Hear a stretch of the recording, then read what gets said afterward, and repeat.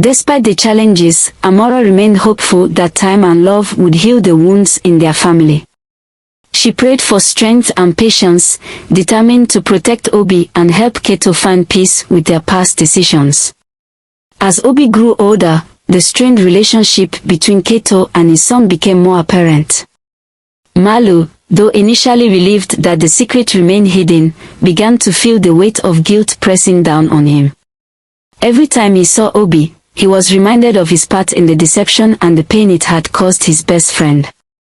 One day, Malu decided to talk to Keto.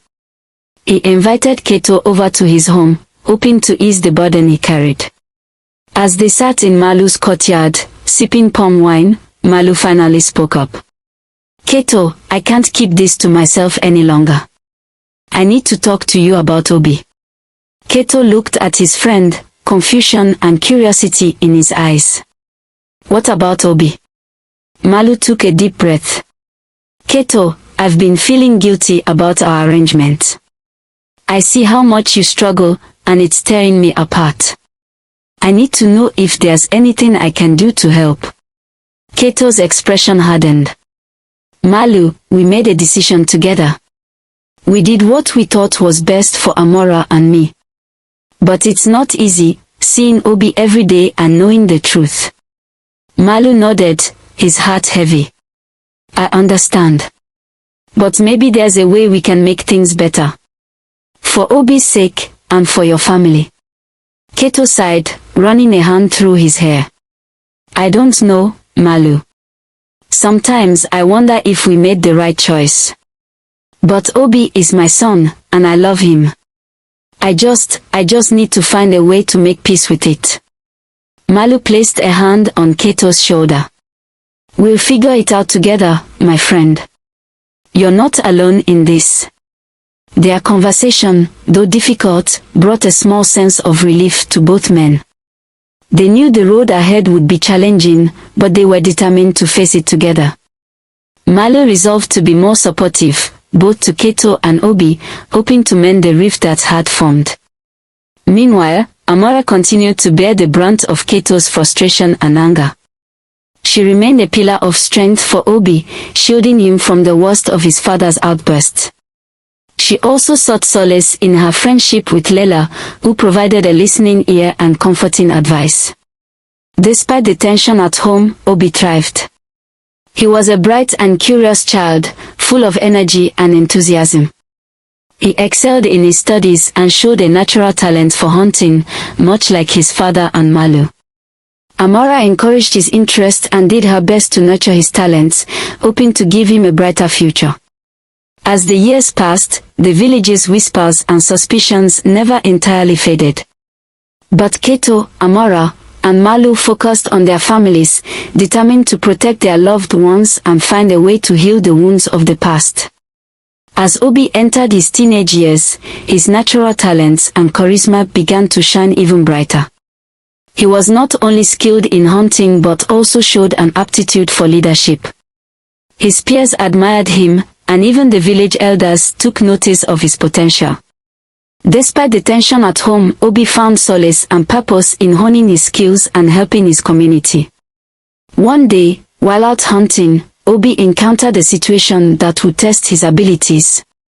A wild boar had been terrorizing the villagers, damaging crops and posing a danger to the livestock. Obi, determined to prove himself, decided to track and capture the boar.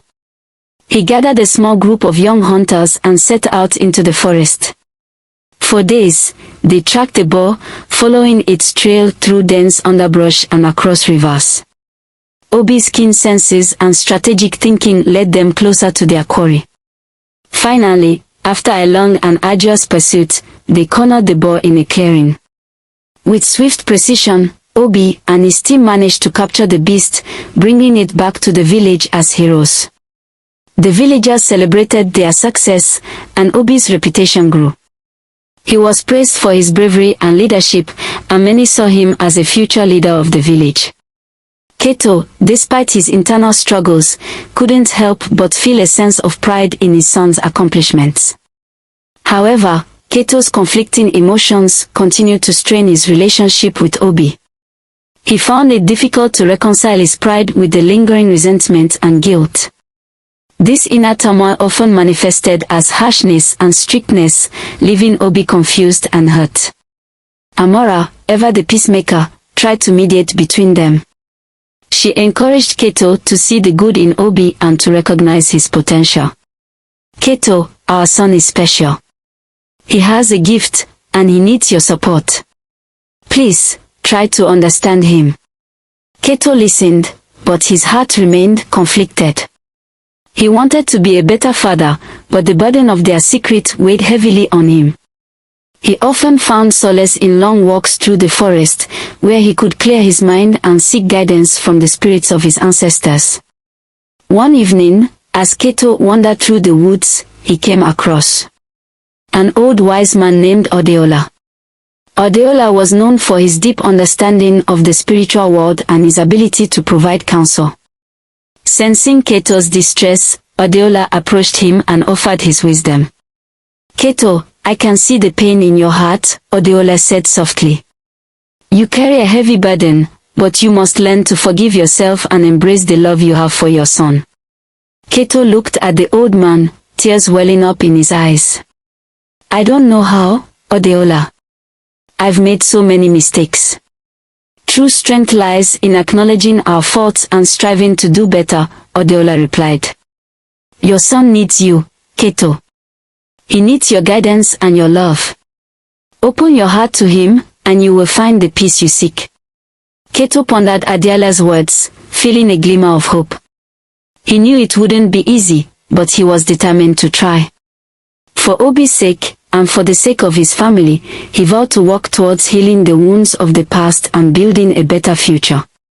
Following his conversation with Odeola, Keto returned home with a newfound resolve.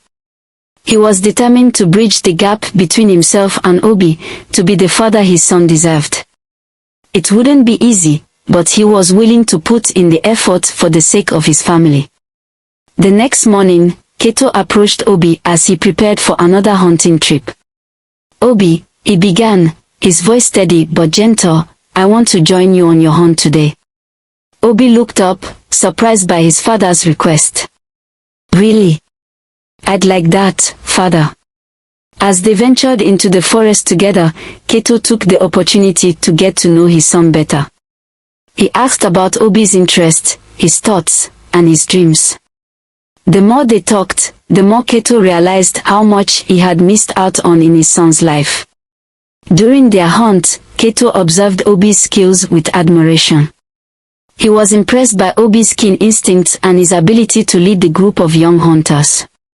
For the first time in years, Keto felt a sense of pride and connection with his son. As the day drew to a close, Keto and Obi sat by a river, taking a break. Keto decided it was time to address the lingering issues between them.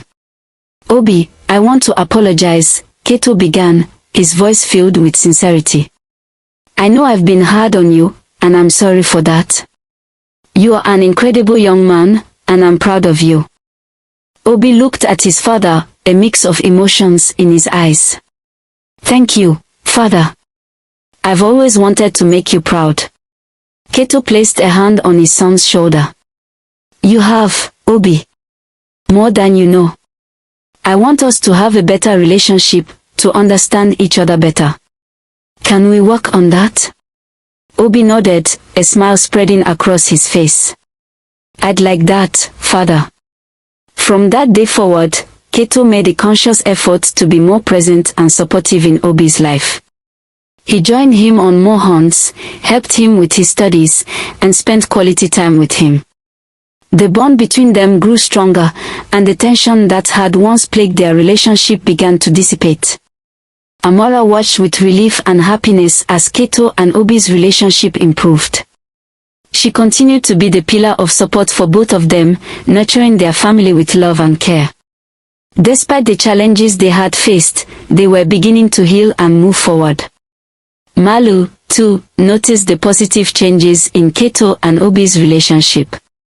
He felt a sense of relief and hope, knowing that his friend was finding peace. He remained a close ally to Keto, offering support and guidance whenever needed. As the years passed, Obi continued to excel and grow into a respected young leader.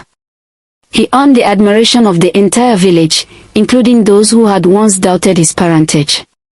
With Keto's guidance and support, he was able to navigate the challenges of adolescence and emerge as a confident and capable young man. The journey was far from over, but Keto and his family were on the path to healing. They had faced their struggles head-on and were stronger for it. Together, they would continue to build a future filled with love, understanding, and hope. Life in the village seemed to be returning to a sense of normalcy. Keto and Obi's relationship had improved significantly, and the family was finding peace. However, a dark secret lurked beneath the surface, threatening to unravel everything they had worked so hard to build. One evening, as the village gathered for a festival, an old man named Django approached Keto. Django was known for his wisdom and knowledge of the village's history. His eyes were filled with concern as he pulled Keto aside. "Keto, there is something you need to know," Django said, his voice grave. "There is a secret that has been kept hidden for many years, one that could impact your family deeply." Keto felt a sense of foreboding. "What is it, Django? What secret?" Django took a deep breath and began to recount a story from the village's past. Many years ago, the village had been plagued by a series of mysterious deaths. Crops had withered, and livestock had died without explanation. The villagers believed they were cursed, and they sought the help of a powerful shaman. The shaman had performed a ritual to uncover the source of the curse and discovered that it stemmed from a betrayal within the village. A man had broken a sacred oath, and his actions had brought the wrath of the gods upon them. To appease the gods and lift the curse, the villagers had made a pact. They would keep the betrayal a secret and ensure it was never repeated. Django looked at Keto, his eyes filled with sorrow. "The man who broke the oath was your ancestor, Keto. The curse has lingered in your bloodline, and it has affected your family for generations." Keto was stunned. "What does this mean for us, Django? How can we break the curse?" "The only way to break the curse is to reveal the truth and seek forgiveness from the gods," Django replied. "You must perform a ritual to cleanse your bloodline and lift the curse once and for all." Keto felt a heavy weight settle on his shoulders. He knew he had to protect his family, but the thought of revealing such a dark secret filled him with dread. He decided to discuss the matter with Amora, hoping they could find a way to break the curse together. That night, Keto and Amora sat by the fire, discussing Django's revelation. Amora listened intently, her face filled with concern. "Keto, we must do whatever it takes to protect our family. If revealing the truth is the only way to break the curse, then we must do it." Keto nodded, his resolve strengthening. "You're right, Amora. We will face this together and seek forgiveness from the gods." The next day, Keto and Amora visited the village shaman, who agreed to perform the cleansing ritual. The shaman instructed them to gather specific herbs and items needed for the ceremony, and they set to work preparing for the ritual. As they prepared, Keto felt a mix of fear and hope. He knew the journey ahead would be difficult, but he was determined to protect his family and lift the curse that had plagued them for generations. With Amora by his side, he felt ready to face whatever challenges lay ahead. The day of the ritual arrived, and the entire village gathered to witness the ceremony. The shaman led Keto and Amora through the ritual, invoking the gods and asking for their forgiveness. As the ritual progressed, a sense of peace and clarity washed over Keto. He felt the weight of the curse lifting, and a renewed sense of hope filled his heart. When the ritual was complete, the shaman declared the curse broken. The villagers rejoiced, and Keto and Amora embraced, grateful for the chance to start anew. They knew there would still be challenges ahead, but they were ready to face them together, with their family by their side. I hope you enjoyed the tale. If so, please like the video, comment, share it with your family and friends, and don't forget to subscribe to the channel and turn on the notification bell for more enchanting tales like this one. Goodbye.